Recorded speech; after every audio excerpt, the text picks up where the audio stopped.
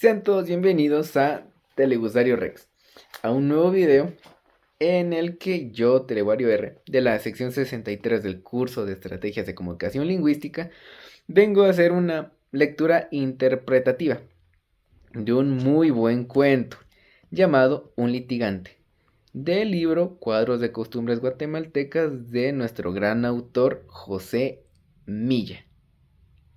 Entonces, vamos a ello. Un litigante. 1. El día 24 de junio del año 1780, a las 7 de la noche, pasaba delante de la iglesia parroquial de San Sebastián de esta ciudad un caballero llamado don Pedro Pleitín Machaca, que contaba a la sazón unos 30 años de edad y que tenía fama de poseer uno de los caudales más saneados del reino. Acertó a suceder que al pasar Pleitín por el atrio de la iglesia, repicaban a vuelo las campanas, y como el caballero fuese un ciesno que es curioso, no tenía una cosa mayor que hacer, entró con el objeto de ver lo que le motivaba aquel repiqueteo. Era simple y sencillamente un bautizo, como se dice en buen castellano, o un bautismo, como decimos nosotros, confundiendo el nombre del primero de los sacramentos con el acto de administrarlo. El curioso presenció la ceremonia. Halló que el bautizado recibía de nuestra Santa Madre Iglesia el nombre de Juan, y le dijeron que su digno y honrado padre le transmitía el feo apellido de Tramoya. No es uno dueño de escoger su apelativo. Si lo fuese, no habría tantos ladrones, barrigas, cabezas de vaca, toros, caballos, borregos, cachos y otros apellidos semejantes. El niño Juan Tramoya se hallaba precisamente en ese caso, y entraba en el Teatro del Mundo con un apellido que casi parecía un apodo. Terminando el acto religioso, el infante, su padrino y demás gentes de la comitiva se marcharon por su lado y don Pedro Pleitín Machaca se fue por el suyo, sin que ocurriese nada, absolutamente nada particular y extraordinario. Si por una extraña casualidad mis benévolos lectores fuesen tan curiosos como el citado caballero y esperaban encontrar algún suceso raro en el acto de hacer cristiano a aquel recién nacido, quédame el sentimiento de no poder satisfacerlos. Parodiando el estrambote de un soneto de Cervantes, diré que el caballero Machaca llegó a una iglesia ya la noche entrada, miró un bautizo, fuese y no hubo nada. 3. Pero me olvidaba de una circunstancia importante.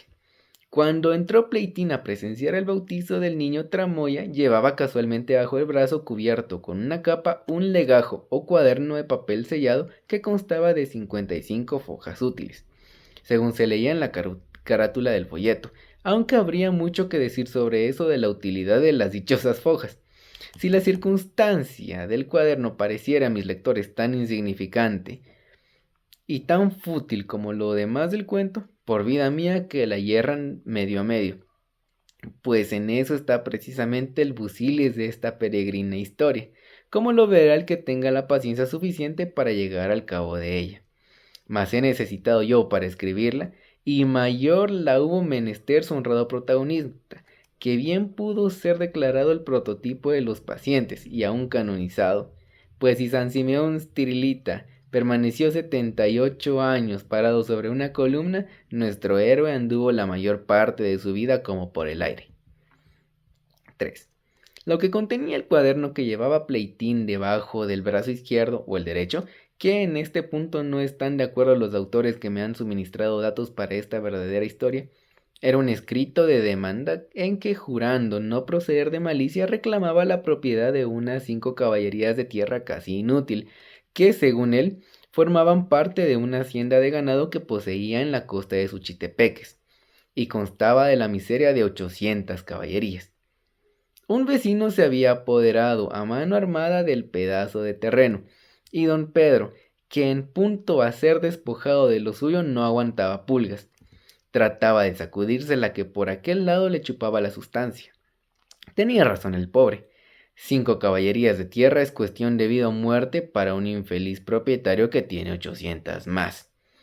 Había, pues, resuelto pelear y comenzaba a saborear las dulzuras de la vida del ligante, El abogado con quien consultó su cuita bajó media librería y con ella le probó, como 2 y 3 son 5, que estaba en su derecho y que un juez de palo que fuera lo que le pondría en posesión de la tierra disputada antes de 30 días.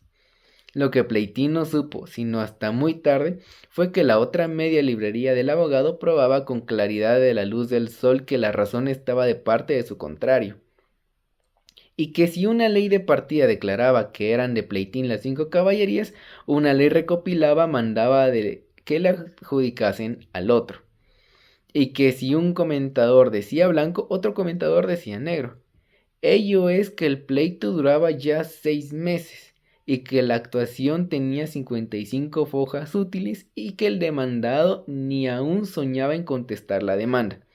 Se le habían acusado 2 rebeldías y había vuelto a rebelarse una tercera y una cuarta vez, con lo que hubiera habido para declararlo un rebelde contumaz evitando.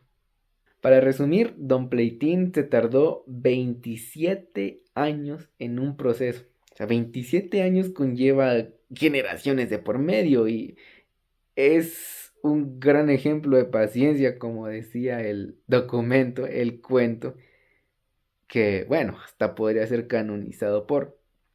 No lo digo en serio. Me parece graciosa la situación del señor Pleitín, pues pareciera más que se trata de una sátira o de una parodia para el señor, pues se pasó la mitad de su vida peleando por 5 caballerías de 800 que le quedaban.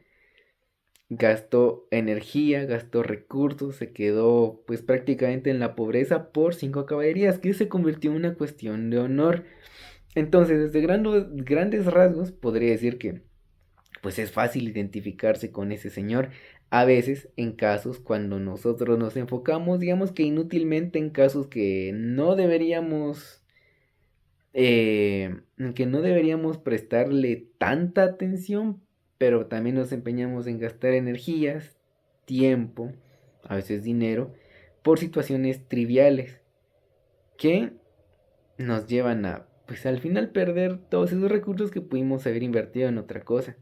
Pues a veces nos dejamos llevar por esos grandes momentos en que no sabemos qué hacer y nos fregamos de cierto punto.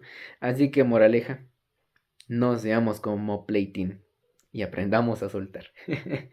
Sección de palabras nuevas. He identificado bastantes palabras que desconocía, pero he elegido 3 que fueron las que más me llamaron la atención y que también entendía la primera.